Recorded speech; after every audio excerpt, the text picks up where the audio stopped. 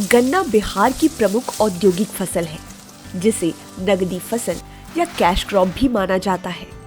गन्ने की खेती का भारतीय कृषि में एक विशेष स्थान है, क्योंकि यह न केवल किसानों की आय का प्रमुख स्रोत है, बल्कि ग्रामीण अर्थव्यवस्था को भी सशक्त बनाता है। बिहार राज्य में गन्ने के कुल उत्पादन का लगभग 35 से 40% गुड़ बनाने में प्रयोग किया जाता है। वर्तमान में हमारे देश में लगभग 80 लाख टन गुड़ का उत्पादन विभिन्न रूपों में प्रतिवर्ष किया जाता है। गुड़ उत्पादन एवं इसके मूल्यवर्धित उत्पादों का बड़ा बाजार किसानों के आकर्षण का केंद्र बनता जा रहा है। इसी दिशा में काम करते हुए डॉक्टर राजेंद्र प्रसाद केंद्रीय कृषि विश्वविद्यालय पूसा की एक अनुसंधान संस्थान इकाई लगातार किसानों को गुड़ उत्पादन तकनीक का प्रशिक्षण देती रही है। इसी क्रम में ये वीडियो आपको रसायन मुक्त और उच्च गुणवत्ता वाले व्यावसायिक गुड़ के उत्पादन की आधुनिक तकनीक एवं मशीनरी से अवगत कराएगा। प्रभेद का चुनाव। उत्तम गुड़ उत्पादन के लिए सर्वप्रथम उपयुक्त गन्ने का चुनाव करना होता है। ऐसे किस्म का गन्ना चुने जो कम रेशेदार, मुलायम एवं सीधा हो।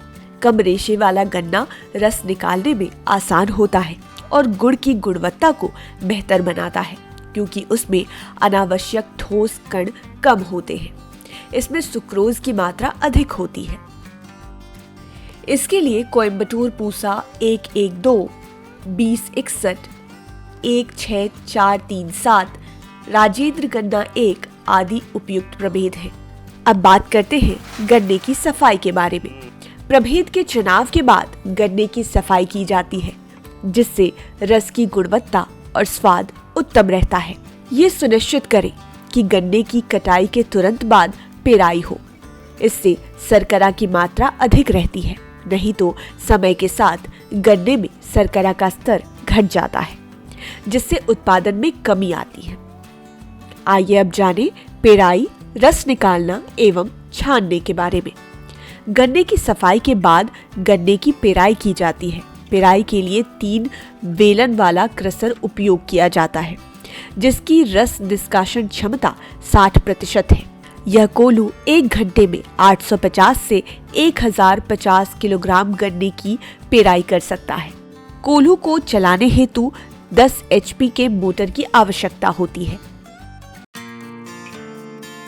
गुड़ उत्पादन में गन्ने के रस की गुणवत्ता के लिए पीएच और ब्रिक्स दोनों महत्वपूर्ण होते हैं। गन्ने के रस का पीएच सामान्यतः 5.5 से 6.5 के बीच होना चाहिए, जिससे माइक्रोबियल वृद्धि रोकी जा सके और प्रसंस्करण में कोएगुलेशन बेहतर हो सके। वहीं ब्रिक्स मान 18% से 22% के बीच होना चाहिए, जो रस में घुलनशील ठोस पदार्थों की मात्रा को दर्शाता है, जिससे गुड़ की गुणवत्ता और उत्पादन की दक्षता बढ़ती है।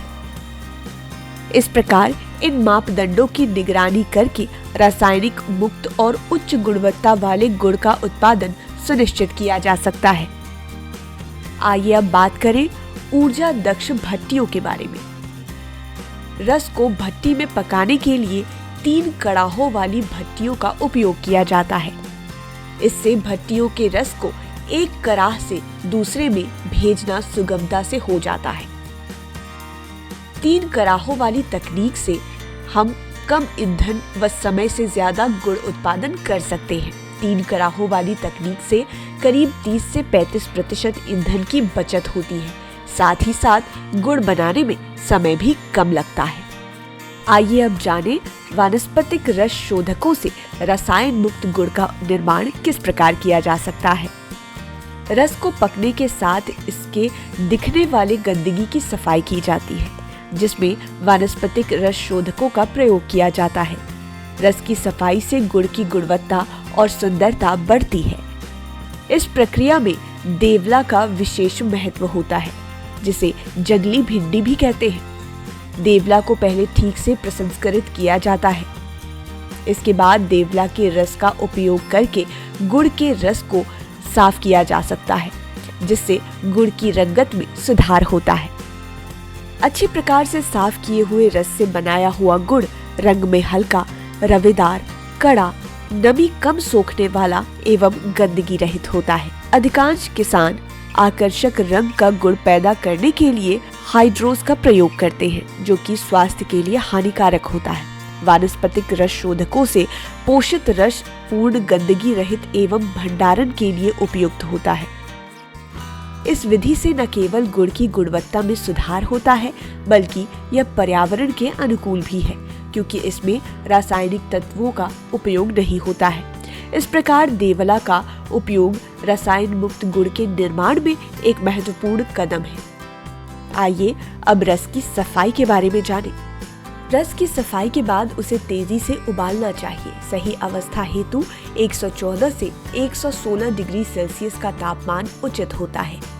अतः इसी तापमान पर रस को कड़ाह से बाहर निकाल लिया जाता है।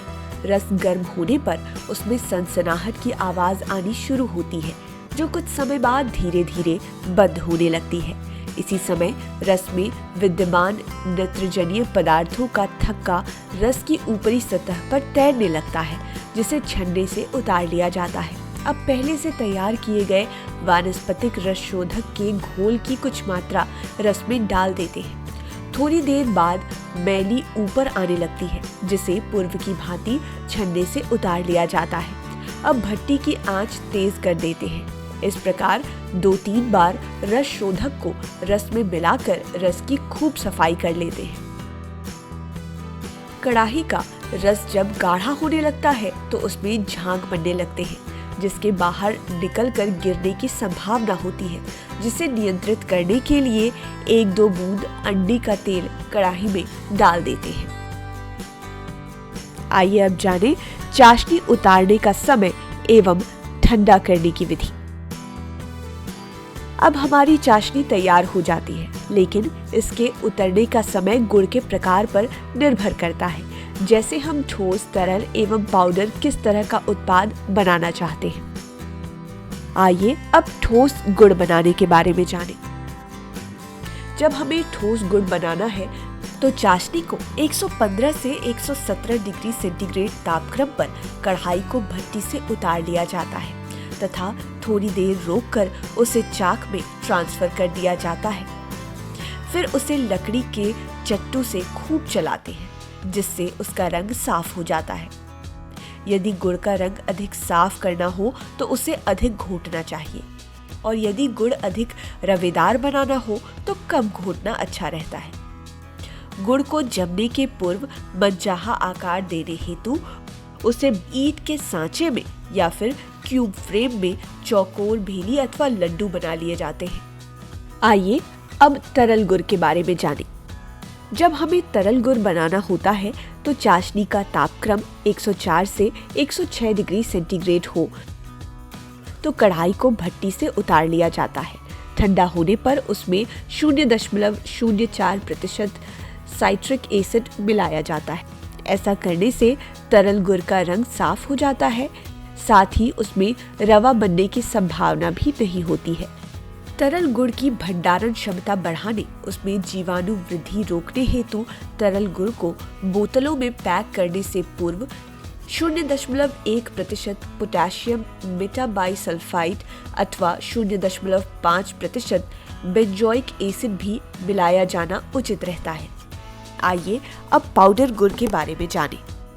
जब हमें पाउडर गुड़ बनाना है तो चाशनी को 120 से 122 डिग्री सेंटीग्रेड तापक्रम पर कढ़ाई को भट्टी से उतार लिया जाता है और थोड़ा ठंडा होने पर उसे चाक में ट्रांसफर कर देते हैं तथा रवा बनने के लिए उसे बिना घोटे छोड़ देते हैं। गुड़ जमना प्रारंभ होते ही लकड़ी के स्क्रैपर से कूटकर चूर्ण बना लिया जाता है। इस चूर्ण को 1 से 3 मिलीमीटर छिद्र युक्त छलनियों से छान लिया जाता है तथा चूर्ण में नमी की प्रतिशत 1% रहने तक सुखाकर पॉलीथीन पैकेट्स में पैक कर लिया जाता है। आइए अब खाद्य पदार्थों में मूल्यवर्धन के बारे में जानें। जैसा कि नाम से विदित है, किसी उत्पाद का मूल्यवर्धन उसका मूल्य बढ़ाना है, जो कि इस उत्पाद का स्वाद, सुगंध, रंग, रूप, आकार एवं पोषण इत्यादि बढ़ाकर किया जा सकता है। मूल्यवर्धन का मुख्य उद्देश्य खाद्य पदार्थ की आवश्यकता एवं स्वीकार्यता बढ़ाकर अधिक लाभ कमाना है। मूल्यवर्धन हेतु अदरक, गिलोय, सहजन, तुलसी आदि का प्रसंस्करण कर गुड़ के साथ उचित मात्रा में मिलाकर मूल्यवर्धन कर सकते हैं। आइए अब गुड़ के पैकेजिंग पर चर्चा करें। गन्ने के गुड़ को सही तरीके से स्टोर करना उसकी गुणवत्ता और शेल्फ लाइफ को बनाए रखने के लिए अत्यंत महत्वपूर्ण है।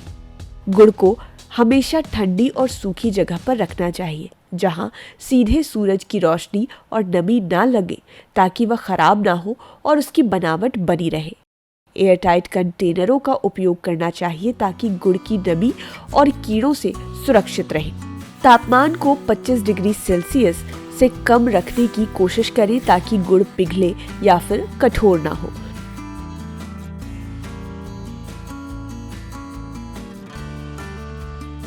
गुड़ को मजबूत गंध वाले पदार्थों से दूर रखें क्योंकि वह गंध को सोख सकता है। इन सभी उपायों से आप गन्ने के गुड़ को ताजा और उसकी प्राकृतिक मिठास बनाए रख सकते हैं। गुड़ प्रसंस्करण इकाई की स्थापना हेतु इकाई हेतु भूमि का क्षेत्रफल 55 बाय 40 फीट। गुड़ इकाई से संबंधित यंत्र एवं उपकरण की कीमत तकरीबन 15 लाख आएगी। इकाई की क्षमता 20-30 क्विंटल प्रतिदिन होगी और रस निष्कासन 60 से 65% होगा तथा गुड़ उत्पादन कुल गन्ने के वजन से 12% होगा। तकनीकी उन्नति के साथ गुड़ उत्पादन की प्रक्रिया में सुधार हुआ है, जिससे न केवल उत्पाद की गुणवत्ता बढ़ी है बल्कि उत्पादन क्षमता भी बढ़ी है। आधुनिक मशीनरी और प्रक्रियाओं के उपयोग से गुड़ को अधिक कुशलता से जल्दी और सुरक्षित रूप से बनाया जा सकता है। इसके साथ ही रसायनों के बिना वानस्पतिक स्वच्छकों का उपयोग करने से गुड़ का स्वास्थ्यवर्धन गुण भी बना रहता है। यह तकनीक न केवल किसानों को अधिक लाभ देती है बल्कि उपभोक्ताओं को भी उच्च गुणवत्ता और रासायनिक मुक्त गुड़ उपलब्ध कराती है। अंततः गुड़ उत्पादन का यह आधुनिक दृष्टिकोण न केवल कृषि क्षेत्र के लिए फायदेमंद है बल्कि यह स्वस्थ जीवन शैली को भी बढ़ावा देती है।